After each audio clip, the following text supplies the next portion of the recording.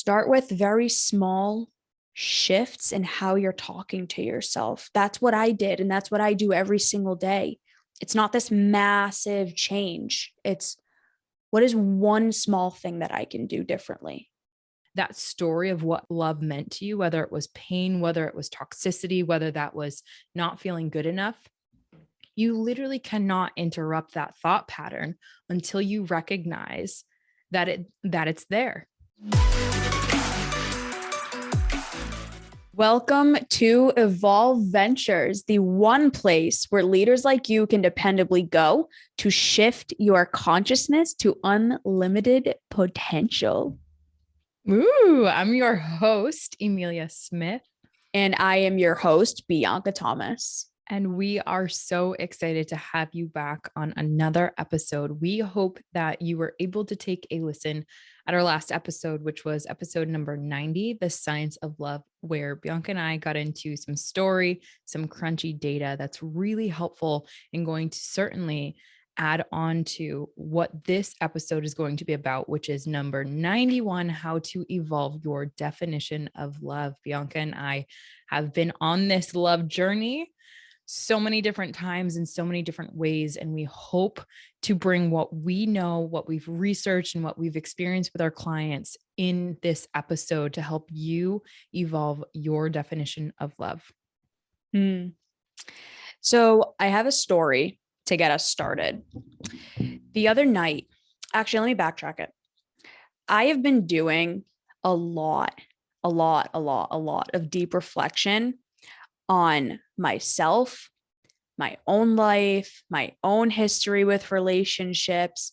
And something that I've noticed is ever since I started doing this, I've been having a lot of dreams about my ex, which can be really challenging. And I've heard a lot of other people talk about going through something similar when they start working on themselves and are trying to heal from their past.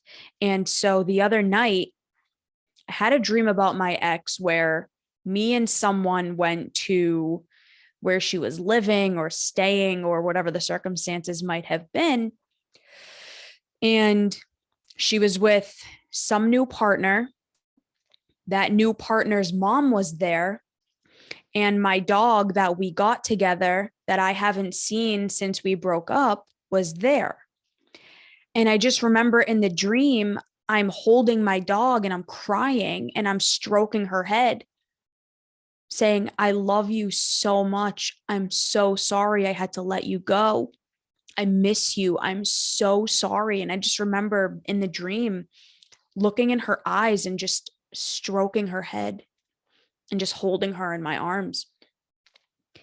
And later on in the dream, my ex and I went outside and were having a conversation about something, and she was just being very hostile towards me. And so I wake up and it just instantly put me in a horrible mood the second I woke up. So my alarm went off at 5. I needed to go to the gym, and all of the old conditioned thoughts and the conditioned patterns of thinking just instantly got triggered. I can't believe this. How did I let this happen to me again? Why did I do this? Why am I not good enough? Why do I keep ending up in these horrible relationships? You know, this, that, and the other thing, just the negative rumination. And I noticed myself being, you know what? Forget it. I'm not going to the gym. I don't care anymore. No one cares. No one cares about me. And I notice all of these thoughts. A lot of the work that I've been doing with myself and a lot of the work that I do with my coaching clients is recognizing those thoughts when they come up. So in CBT, the type of therapy that I'm licensed in, that is one of the critical components is recognizing those thoughts and the beliefs underneath them when they come up, because those thoughts and those belief structures really determine your life. and the quality of your life, and therefore the experiences that you go through. So, because of all this work that I've been doing on myself, I catch it. I notice these thoughts start to come up. Most of us, what we do is when we have these thoughts come up, we just ruminate on them and we sit on them and we just accept them.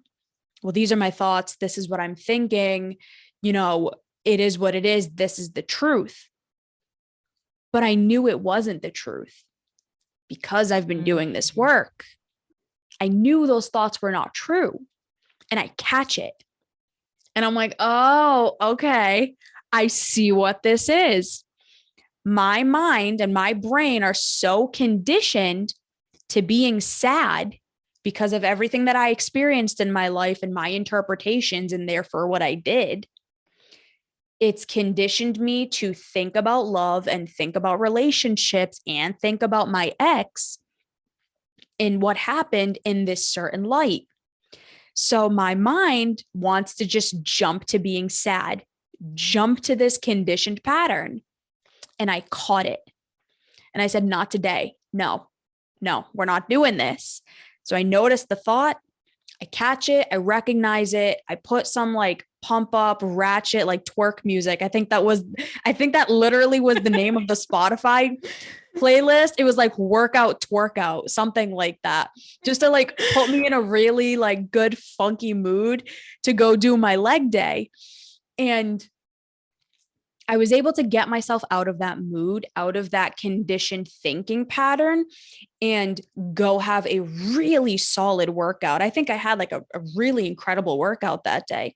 The part of that story that is really relevant to this, I mean, the entire story is relevant, but the reason I wanted to say this specific story is because of the meaning that I have given to love from every experience that I have gone through in my life.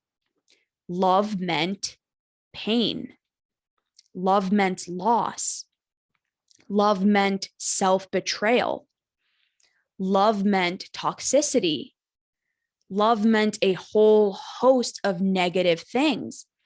And because that is my definition, I sought those same types of relationships out because that was all I knew. I was having dreams about it. That's how I think about it, my unconscious mind. That's how the programming, that's how it thinks. And we know that so many people are going through a very similar experience to where, because of their conditioning, because of the experiences that they have been through and what it meant to them and the emotion tied into that, they have these very, very rigidly held definitions and beliefs about love. And those beliefs cause you to end up in certain types of relationships and experience certain types of experience. Emilia is going to bring some facts, some data, her own story. But I just want to start off with that. Your experiences of love and the meaning you make of it and the emotion that is so deeply tied to it and held to it cause your experience of love and your definition of love for the rest of your life if you do not consciously recognize them and learn to change them. So powerful, B. And appreciate your vulnerability sharing the story. I know our listeners can certainly relate to that in so many different ways. And I know I can too. Everyone's gone through, well, I don't want to say everyone, but a lot of people have gone through heartbreak and breakups and an emotional catastrophe when it comes to love. And you hit the nail on the head simply because what it boils down to is your definition. And what that means to you is the story that has been downloaded into your brain. And I like to think about it as kind of like obviously this is going to be dating me a little bit, but I think it's kind of fun. And I'll use a more updated example. But I think of it as like, and we've also had an episode too that talked about this, like a CD player. You input a certain CD-ROM, which for like the Generation Zs, that's like this circular thing that has, data inside of it that plays a song when you put it in the CD player, just like a VHS tape, Oh that my that device is God. used, right? But a more modern example of that is like the platforms that we're hosted on right now, like Apple Podcasts, like Google Play, Amazon Alexa, and Spotify, right? That is, for example, the songs on your playlist.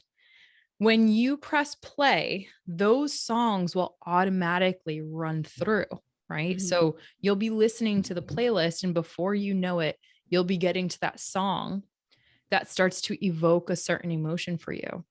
Mhm. And you at one point either followed that workout twerkout playlist, or you curated a playlist for you. Or in this CD-ROM example, you bought a CD for a specific purpose.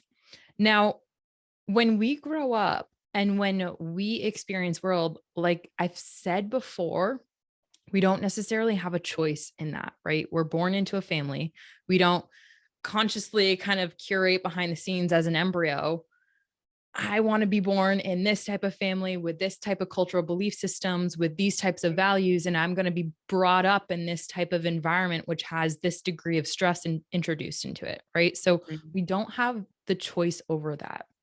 Whereas now you have the choice of your Spotify playlist, right? So you were able to plug in right away to get into that state, which we'll maybe talk about either later in this episode or another podcast. But I was twerking in my kitchen. I was feeling myself. I was like, let's go.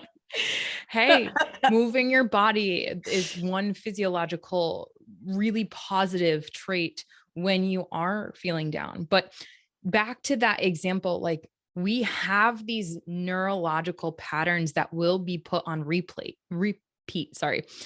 Just like your Spotify playlist, if you put that on repeat, it will continue to have the same exact playlist run through.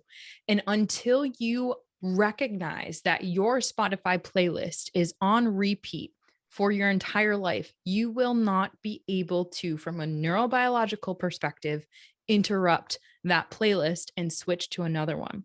So, Mm. in conditioning with love and your definition of love, and like Bianca had mentioned, that story of what love meant to you, whether it was pain, whether it was toxicity, whether that was not feeling good enough, you literally cannot interrupt that thought pattern until you recognize that it's there.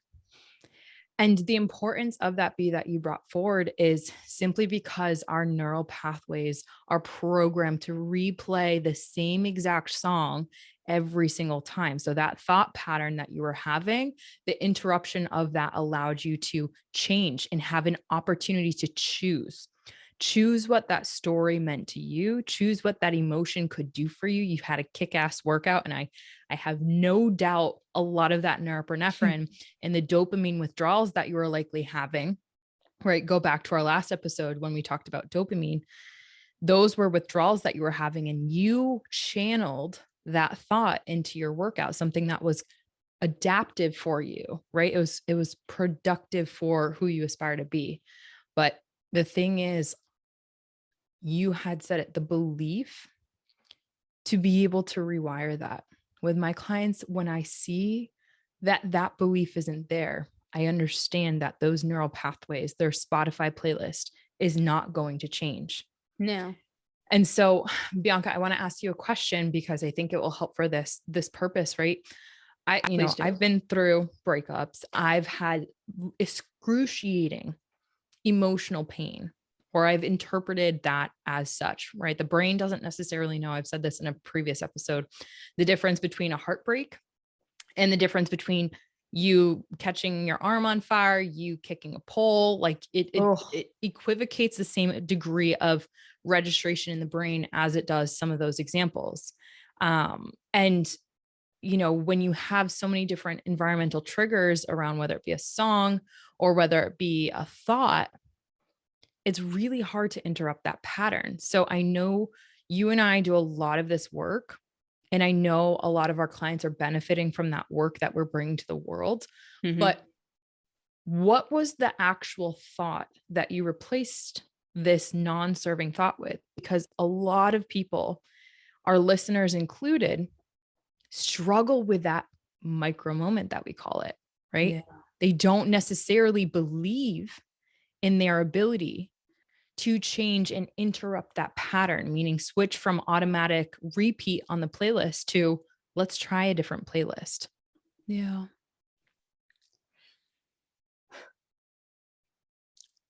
I think initially the thing that was most important for me to do and to understand was this is not a conscious thought. This is a pattern.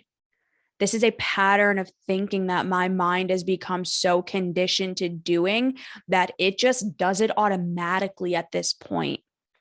It's like if you set your coffee to go off at 7 a.m. every morning. Unless you physically go in there and change it, it is going to run on repeat. It's going to run on auto.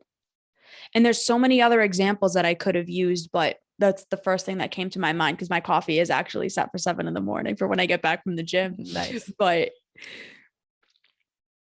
I had to tell myself, and I really had to catch it in that moment, like, B, your mind is running on auto right now. This is not your conscious thought. This is not necessarily true.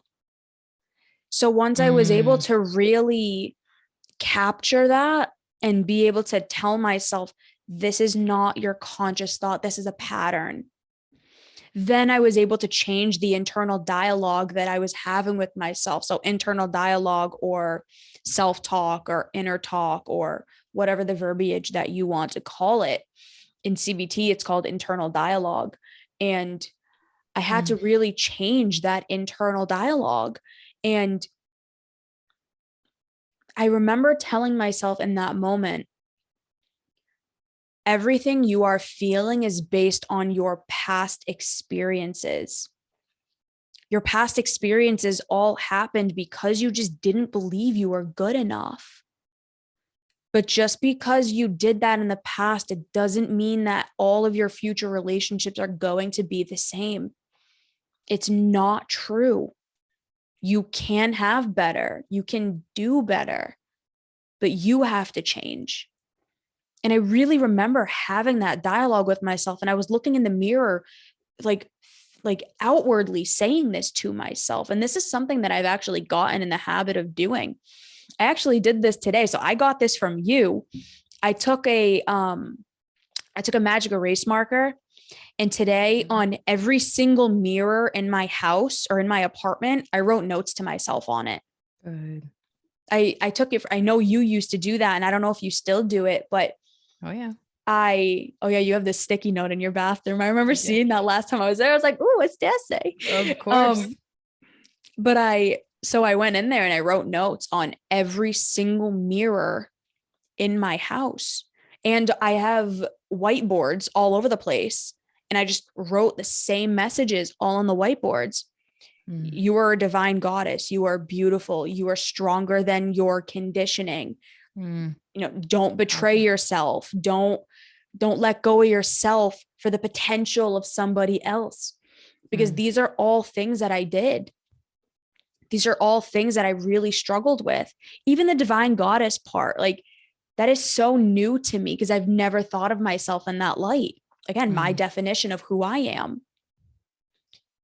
I every single day am actively working on changing the definition that I hold of myself. But it comes with consistent, daily, diligent work. It comes with that changing the internal dialogue, and not necessarily, I say this all the time to my clients, and I'm going to be a little crass here, but you're not going to go from thinking I'm the biggest piece of shit in the world to I'm the greatest thing that ever lived. That's not what is going to happen unless you are having delusions. Like, unless you are literally having delusions of grandiosity, that's not going to happen. What is more likely is, well, I had this original thought that I'm the biggest POS in the world. Well, maybe I'm not the biggest in the world. Maybe there's one good thing about me. And starting off very small. That's what I had to do for myself. And that's what I do with all of my clients, no matter what it is that I have them doing. So another example, we just onboarded 5 new people onto our team, and it's incredible. It's truly such a blessing, but we're having each and every one of them track their habits because that's something that we do. And some of the new team members, this is something they've never done before. Never, not once. And what I told each and every one of them, I said, I do not care if you miss every single day. I want you to just practice. Just get in the habit of tracking what you did or did not do. And then we will build. Slowly, gradually, over time, we will build, because that is how you make real, lasting change. Now, for some people, they can just jump right in. It's called flooding. You jump right in, you get full immersion, and some people can change that way. Most people don't change that way. Most people need slow, steady progress over time. So when it comes to changing your definition of yourself, evolving that definition of love, it starts with slow, incrementally paced change. Changing your internal dialogue. How are you communicating to yourself? What does love mean to you? When the last month was Valentine's Day. When you walked past all of the chocolates and all of the cute things in the store, what was your reaction? Was your visceral reaction, oh my God, I'm so ready for this to be over? I know that was mine. I had a couple moments where that happened to me, but or is your response, I can't wait till I can celebrate this with a partner of mine? Or I'm so thankful that I do have a partner and that I get to do this with them now. What is that dialogue? What are the thoughts that you think? What are the things that you say to yourself and others? And really starting to catch those things. So to answer your question, it's just, I think your original question was, what was the dialogue you had with yourself? And I kind of went full circle, so I apologize. But start small. Start with very small shifts in how you're talking to yourself. That's what I did. And that's what I do every single day. It's not this massive change. It's, what is one small thing that I can do differently? And then how can I build on that? I love that you had mentioned the mirror work aspect. I have a decal in the bathroom, which is the mirror that I first see when I'm in the bath, like first thing when I wake up, like go to the bathroom and you can see it. It says, I am amazing. And it's like, oh, thanks, Em. Like, because you automatically, when you see that, you read, there's an inner thought that reads it out loud in your head. You can't deny that. And so there's so much underneath here from a neurological perspective that I know will help people, but we're not going to get into the depths of that just because of time. But we hope that this episode really started to help you uncover, what are some of the things that are blocking you from evolving that definition of love? A lot of it has to do with you not catching that moment, that micro moment where you might not believe that you can evolve that definition of love. So start here, start adopting that belief, even if you don't necessarily believe it yet. Start with the belief that you can evolve your definition of love. Start there. Like Bianca said, start small and build.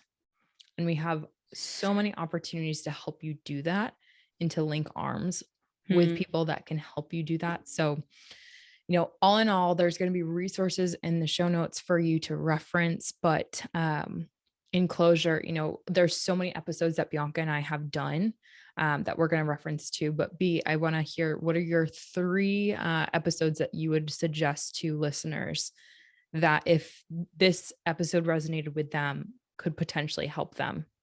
Absolutely. Episode 79, Conditional Love Do you have an if-then relationship? Mm. 23, how to set boundaries.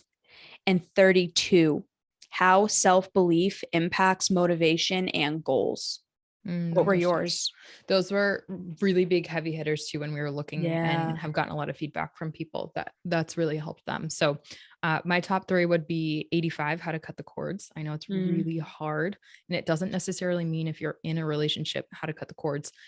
You can apply that to if you have an old and an outdated, and you know it in your heart definition of love, how to cut the cords on your definition of love. So number 85, number 69, are you in lonely land? It will be self-explanatory. Number 67, I love you, but not our relationship. Those are the three that I would highly recommend to anyone that this resonated or started to pique the interest. And, at the end of the episodes, we tried to give our biggest takeaways. So V, if I were to ask you, what's your biggest takeaway that you would give to a listener? Your past does not determine your future. You have the ability to change what the future holds for you. And it starts with being conscious of what you're going through right now. Mine would be, we've talked about this in a last Out of the Mud, not the last one, but in an Out of the Mud event that we had done, which was, you are not your trauma, which is essentially a different way of saying what you just said, but specifically around understand that your brain, because it's used to something, doesn't mean that it's good for you. So catching yourself in that moment when your CD-ROM is still playing and you don't want to, or your twerk music is still going and you're like, woof, we need to get out of this state, or your Spotify playlist needs to start to switch to a little bit more productive thought pattern for you. Recognizing that that's a moment that you can change and feel empowered, and that is absolutely huge. Beautiful. This upcoming Friday, we are hosting our free live virtual monthly event, Out of the Mud. The topic is how to evolve your definition of love. It is going to be the culmination of everything we've been talking about this month, but so much more in depth. If you are ready to have the love of your dreams, have the life of your dreams, and be in a community of people that care and that want to help you grow and evolve, and to have people like you, come to this event. It really is amazing. We have gotten extraordinary feedback from these events, and we really want to see you there. Also, reach out to Bianca or myself on Instagram. We love receiving DMs, letting us know how this episode hit you, how it resonated with you. Some of them have been like daggers to the heart. Oh, yeah. And mirror moments and everything. We want you to feel all the feels, because that's so important for your evolution, regardless of your role, regardless of your place in your personal growth journey, and regardless of the people who might feel like an anchor to you right now. So that being said, thank you so much for listening to this episode, for joining us in this discussion. And we hope that you share this with someone that you really love and care about, who really, frankly, might need to hear this message. Thank you so much, and we'll see you next time. Bye, everyone.